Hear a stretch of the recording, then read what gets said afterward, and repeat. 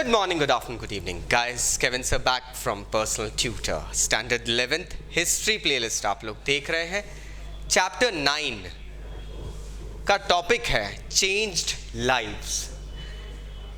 इसके previous videos में मैंने आपको बताया दोस्तों कि किस तरीके से जब मिनरल और रिसोर्सेज इंग्लैंड में ज़्यादा वे में एक्सट्रैक्ट होने लगे, लोग जब गांव से शहरों में पहुंचने लगे तो हुआ ये कि बहुत ज़्यादा तौर पे इंडस्ट्रियलाइजेशन शुरू हो गया. Suddenly there was a boom in industry and England started flourishing.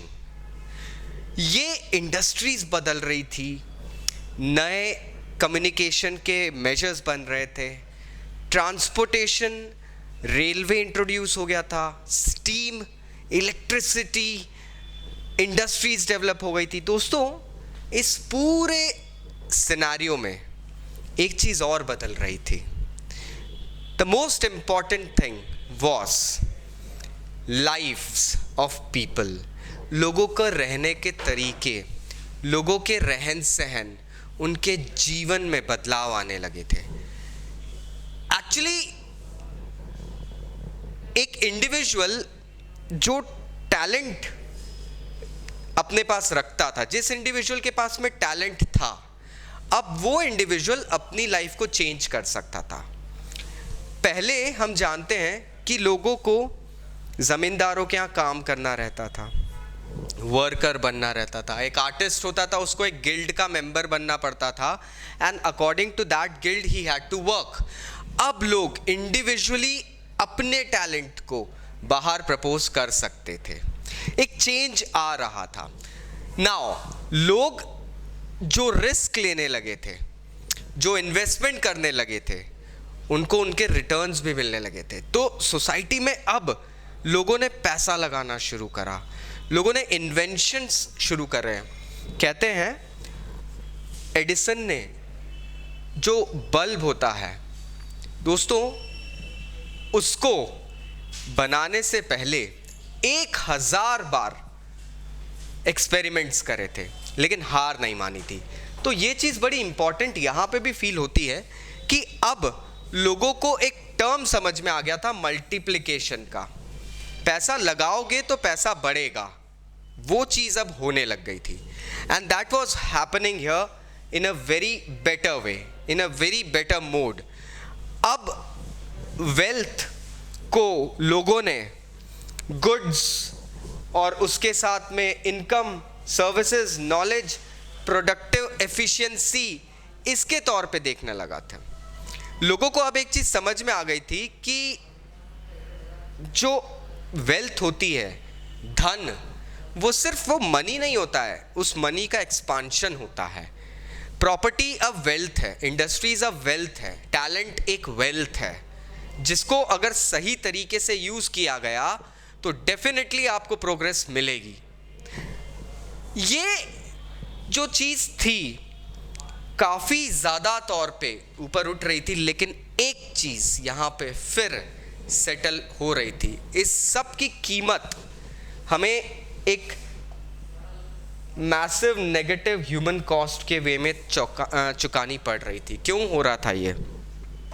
Industries बढ़ रही थी तो उसमें काम करने वाले भी बढ़ रहे थे, लेकिन शहरों की जो सीमा थी, जो रीजन था, लिवेबल हैबिटेबल जोन था, वो सेम था. तो एक जोन में सडनली बहुत सारे लोग रहने लग गए. जाहिर सी बात है, इंफ्रास्ट्रक्चर उतना डेवलप्ड नहीं था, हेल्थ फैसिलिटीज, मेडिकल फैसिलिटीज उतनी डेवलप्ड नहीं थी. तो एक सिटीज जो थी वो डिग्रेडेशन की तरफ जाने लगी. कंडीशंस अपॉलिंग हो गई थी.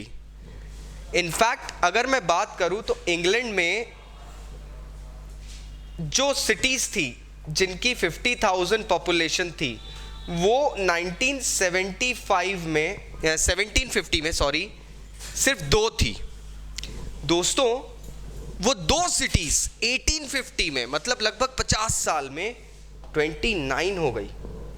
यू कैन जस्ट इमेजिन एक इतना बड़ा नंबर किस तरीके से बन गया, क्या इशू आ रहे थे. This was all to be done अब एडिक्वेट हाउसिंग गवर्नमेंट ने करी नहीं, प्रॉपर वाटर फैसिलिटीज थी नहीं, हेल्थ सैनिटेशन जिसे हम कह सकते हैं वो सब कुछ भी नहीं था. So there was a big cost that the urban population was paying. क्या इस कॉस्ट पे शहरों में रहना फीजिबल रहेगा? लाइफें बदल रही थी दोस्तों.